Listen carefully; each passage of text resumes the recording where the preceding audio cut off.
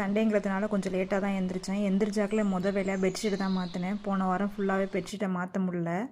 அப்புறம் கீழே வந்துட்டு மாட்டுக்கட்டு தரெல்லாம் கூட்டிகிட்டு ரூம் க்ளீன் பண்ண வந்துட்டேன். ஏன்னா சமையலுக்கே போனோம்னாக்கா நம்ம திருப்பி மறுபடியும் ரூமுக்கு வரவே முடியாது. எப்படியும் ஃபுல் டே ஆயிரும். நான் க்ளீன் பண்ணிட்டு போகிறதுக்குள்ளேயும் அத்தை மதிய சாப்பாட்டுக்கு அடுப்பு பற்ற வச்சுட்டாங்க. இன்றைக்கி சிக்கன் பிரியாணியும் காடை பெப்பர் சுக்காவும் கருவேப்பிலை பிச்சு போட்ட கோழிக்கும் தான் செஞ்சுருந்தேன். இன்றைக்கி சிக்கன் பிரியாணிங்கிறது போன வாரத்துலேருந்தே பிரியங்கா சொன்ன மெனு.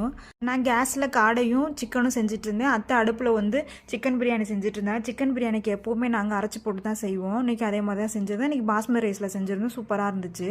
சிக்கனுக்கு லாஸ்ட்டாக கருவேப்பிலை பொடி பண்ணி போட்டாச்சு. இது ரெடி ஆகிறதுக்குள்ளேயுமே பிரியாணியும் ரெடி ஆயிடுச்சு. லாஸ்ட்டாக தம் போட மட்டும் அத்தை கூப்பிட்டாங்க.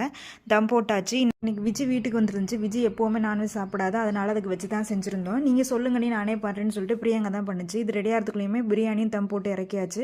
அப்புறம் எல்லாருமே சாப்பிட்டு சண்டே சூப்பராகவே போச்சு. நாளையிலேருந்து அறக்க பறக்க ஓட வேண்டியதான் இனிமேல்.